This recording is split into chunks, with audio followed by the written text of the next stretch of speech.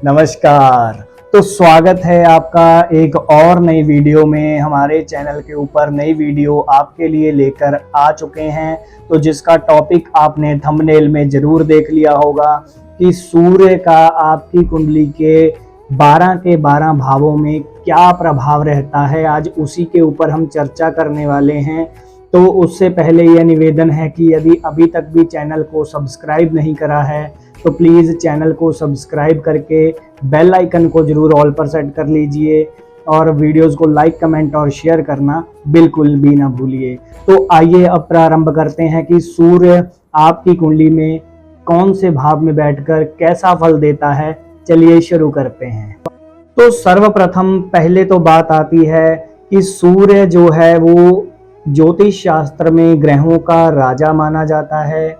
व्यक्ति के शरीर में उसको आत्मा का कारक बोला गया है और जो यह सूर्य है वो अब आपके 12 के 12 भावों में से कहाँ बैठा है और वो क्या फल आपको प्रदान करने वाला है, आइए जानते हैं। तो अगर लग्न यानी कि प्रथम भाव में आपके सूर्य की स्थिति बनी हुई है, पहले भाव में सूर्य कैसा फल देता है, तो पहले तो यदि बात करते हैं उनके शरीर के बारे में, तो ऐसे जातक का जो शरीर होता है वो बहुत ही ऊंचे कद का होता है, अच्छी खासी बॉडी होती है ऐसे व्यक्तियों की। और ऐसे व्यक्तियों को वात और पित्त रोगों से सावधान रहना चाहिए, क्योंकि ऐसे रोग इनको अक्सर परेशान कर सकते हैं।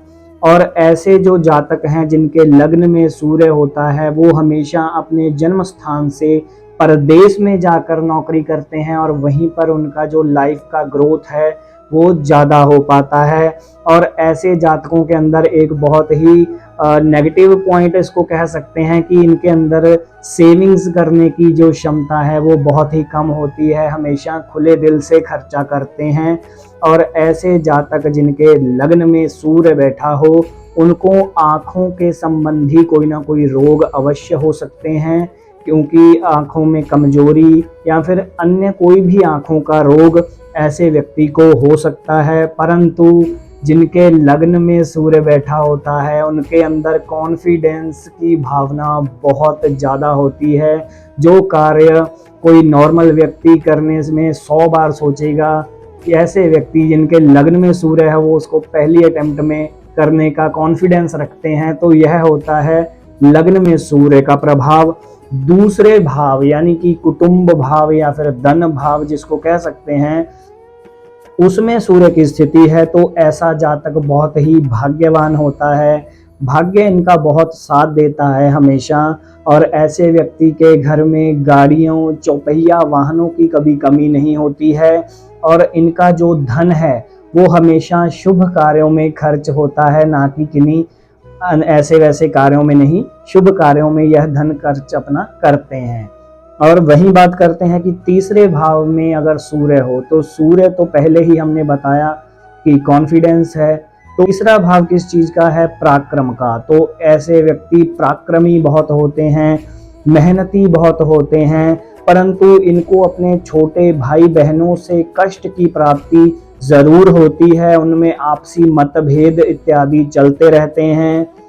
तीर्थ यात्रा करने का इन्हें बहुत ही ज़्यादा शौक होता है। भिन्न भिन्न तीर्थ यात्राओं पर जाना इनके दिल को सुकून देता है। और ऐसे जातकों का जो उच्च पद के लोग होते हैं यानी लीडर इत्यादि होते हैं, उनके साथ रिश्ता बहुत अच्छा होता है और उनसे लाभ की प्राप्ति भी यह करते हैं। चौथा भाव यानी कि माता स्थान कह सकते हैं, सुख स्थान कह सकते हैं, वहाँ पर सूर्य है तो ऐसे व्यक्ति के अंदर लीडरशिप क्वालिटीज़ बहुत ज़्यादा देखी गई हैं। इनको चाहे कोई छोटे पद का प्रधान हो या फिर उच्च पद का, कहीं ना कहीं एक जिम्मेदारी सौंप दी जाती है कि क्योंकि इनके अंदर लीडरशिप क्वालिटीज़ हैं तो यह लोगों को साथ में लेकर कैसे चलना है वो अच्छी तरह से जानते हैं। तो इनके अंदर कोई ना कोई इनको ओहदा अवश्य दिया जाता है। भाई बहनों से कलेश इनके भी होता है, बेचैनी सी इनके दिल में लगी रहती है, क्योंकि वह हृदय स्थान है। तो दिल में अनेकों विचार उमड़ते रहते हैं कि मैं यह करूं, ये ना करूं, ये वैसे करूं। तो उनके वो एक जगह टिक के नहीं बैठ सकते हैं कि अन्य का भिन्न भिन्न कार्यों में अपना योगदान देने के लिए हमेशा बेचैन रहते हैं। तो यह एक इनका नेगेटिव इम्पैक्ट भी कहा जा सकता है। पंचम भाव की बात करते हैं तो पंचम भाव में सूर्य, पंचम भाव आपको ज्ञात है कि बुद्धि का स्थान होता है, विद्या का स्थान होता है। तो पंचम भाव में सूर्य जब बैठेगा तो ऐसा जातक बहुत ही बुद्धिमान माना जाता है और धन जो है वो संचित करना इनको बहुत अच्छा लगता है, ताकि इन फ्यूचर इनको कोई प्रॉब्लम ना हो। तो यह धन हमेशा संचित करने के बारे में सोचते हैं। और यह जो इंसान होते हैं बहुत ही मस्त मौला इंसान होते हैं। बेफालतू की चिंता करना किसी भी चीज़ की इनके जीवन में नहीं होता है। ये बेफालतू का सोचते नहीं हैं, हमेशा मस्ती में अपना जीवन व्यतीत करते हैं। और वहीं बात करते हैं कि छठा भाव यानी कि 6th हाउस, वहां पर अगर सूर्य बैठा हो तो क्या प्रभाव देगा। तो ऐसे जातक, क्योंकि वो शत्रु का स्थान होता है, तो वहां पर सूर्य के बैठने से आपके शत्रुओं का नाश होता है। आपके शत्रु जो हैं वो आपके सामने टिक नहीं पाते हैं, आपके सामने कभी बोल नहीं पाएंगे। तो शत्रुओं का तो नाश करता ही है, परंतु यहाँ पर सूर्य का एक नेगेटिव इम्पैक्ट यह रहता है कि ऐसा दोस्त दिल का बहुत ही दयालु इंसान है, तो वो अपने दोस्तों के लिए हमेशा पैसा खराब करता है। चाहे वो उनके किसी कोर्ट कचहरी के मामले में हो या फिर मेडिकल हेल्प में हो, तो उनका जो पैसा है वो इस तरह अपने दोस्तों के ऊपर निकल जाता है। और मामा मामी को भी कष्ट की प्राप्ति होती है अगर आपके छठे भाव में सूर्य की स्थिति हो। और जो इनके चौपहिया वाहन होते हैं उनमें कभी कभी कोई ना कोई दिक्कत आती रहती है, या फिर वो खराब हो जाए या फिर हल्का मोटा कोई एक्सीडेंट हो जाए। तो ऐसा जो चौपहिया वाहनों को भी नुकसान होता है अगर छठे भाव में सूर्य की स्थिति हो। और बात करते हैं सप्तम भाव की, तो सप्तम भाव आपका लाइफ पार्टनर का होता है। बिजनेस में पार्टनरशिप करनी हो तो भी वहीं से देखते हैं। तो लाइफ पार्टनर से कलेश होता है अगर सप्तम में सूर्य हो। शारीरिक एवं मानसिक पीड़ा व्यक्ति के जीवन में सर्वदा ही रहती है।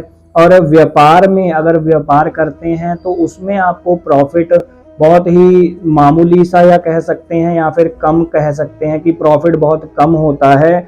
और ऐसा जो जातक होता है उसको हमेशा अपने शत्रुओं का भय लगा रहता है कि कोई शत्रु उसका नुकसान ना कर दें या उसको कोई हानि ना पहुंचा दें। तो शत्रुओं का भय ऐसे व्यक्ति को सता सकता है। और बात करते हैं कि अष्टम भाव में अगर सूर्य है तो ऐसे जातक का जो शरीर है वो बहुत ही सुंदर होता है, परंतु मन से थोड़े से आलसी होते हैं, कामों को टालने में ज़्यादा समय गंवा देते हैं। और ऐसे व्यक्ति जो हैं वो धन का इनके विनाश हो जाता है, किसी बेफालतू के कार्यों में धन का नुकसान हो जाना। और ऐसे व्यक्ति की जो सेटलमेंट है या लाइफ की ग्रोथ है हम कह सकें, तो वो ज़्यादा से अपने होम टाउन से निकल कर कहीं प्रदेश में होती है। और वहीं बात करें कि नवम भाव यानी कि भाग्य स्थान में अगर सूर्य बैठा हो तो कैसा फल करेगा। तो संतान और धन का सुख इस व्यक्ति को बहुत मिलता है। और ऐसे जातक बहुत ही बुद्धिमान होते हैं, हमेशा बुद्धि से सोच विचार करके अपने कार्यों में उतरते हैं।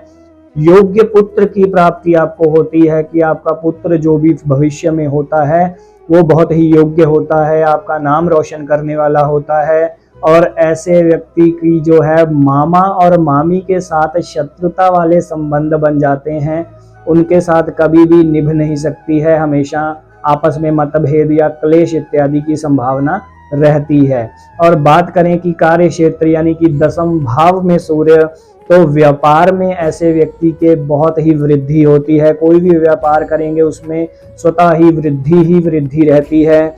और माता को छोटे मोटे या फिर कोई बड़ा रोग सता सकता है अगर दसम भाव में सूर्य हो।